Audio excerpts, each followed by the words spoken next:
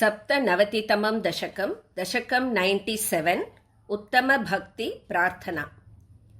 त्रैगुण्याद्भिन्नरूपं भवति हि भुवने हीनमध्योत्तमं यत् ज्ञानं श्रद्धा च कर्ता वसतिरपि सुखं कर्म चाहारभेदाः त्वत्क्षेत्रत्वन्निषेवादितु यदिह पुनस्त्वत्परं तत्तु सर्वं प्राहुर्नैर्गुण्यनिष्ठं तदनु भजनतो मंक्षु सिद्धो भवेयम्। त्वय्येव न्यस्तचित्तः सुखमयि विचरन् सर्वचेष्टास्त्वदर्थं त्वद्भक्तैः सेव्यमानान् अपि चरितचरान् आश्रयन् पुण्यदेशान् दस्यौ विप्रे मृगादिष्वपि च सममतिः मुच्यमानावमान स्पर्धासूयादिदोषः सततमखिलभूतेषु सम्पूजये त्वाम्। त्वद्भावो यावदेषु स्फुरति न विशदं तावदेवं ह्युपास्तिं कुर्वाण्णैकात्म्यबोधे झटिति विकसति त्वन्मयोऽहं चरेयम्। त्वद्धर्मस्यास्य तावत् किमपि न भगवन् प्रस्तुतस्य प्रनाशः तस्मात् सर्वात्मनैव प्रदिश मम विभो भक्तिमार्गं मनोज्ञम्। तञ्चैनं भक्तियोगं दृढयितुमयि मे साध्यमारोग्यमायुः दिष्ट्या तत्रापि सेव्यं तव चरणमहो भेषजायैव दुग्धम्।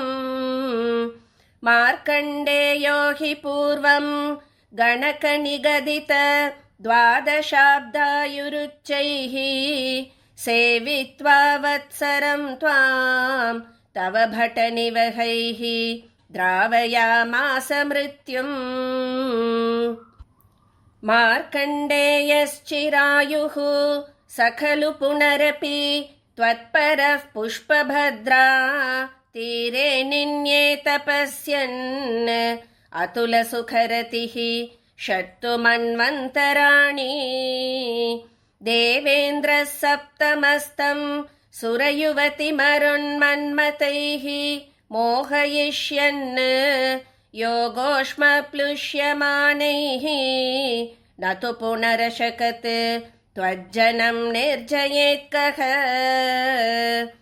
प्रीत्या नारायणाख्यस्त्वम् अथ नरसखः प्राप्तवानस्य पार्श्वम् तुष्ट्या तोष्टूयमानः स तु विविधवरैर्लोभितो नानुमेने।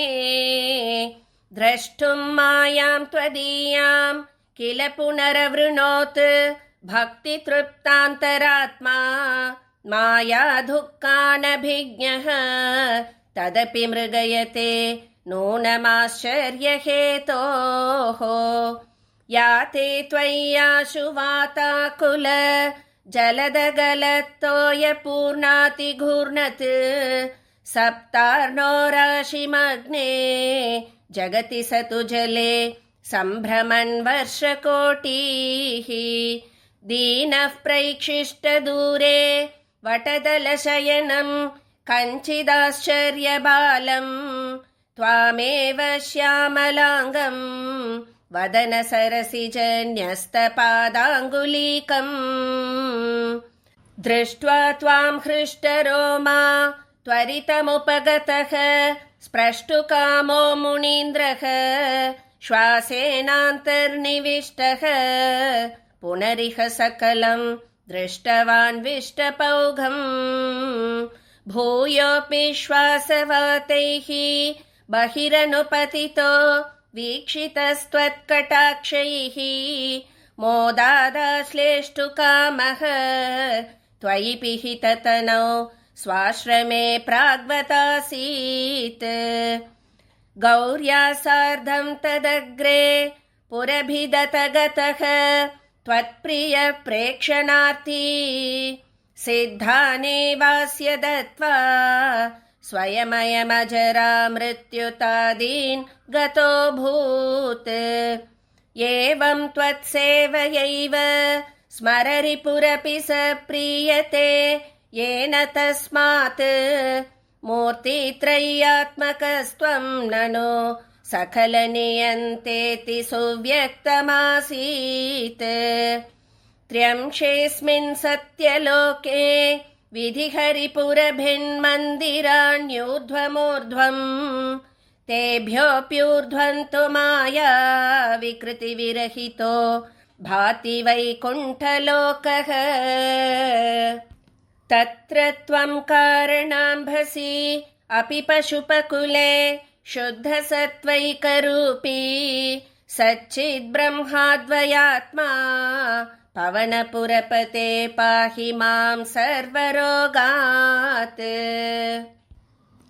करारविन्देन पदारविन्दं मुखारविन्दे विनिवेशयन्तं वटस्य पत्रस्य पुटेशयानं बालं मुकुन्दं मनसा स्मरामि।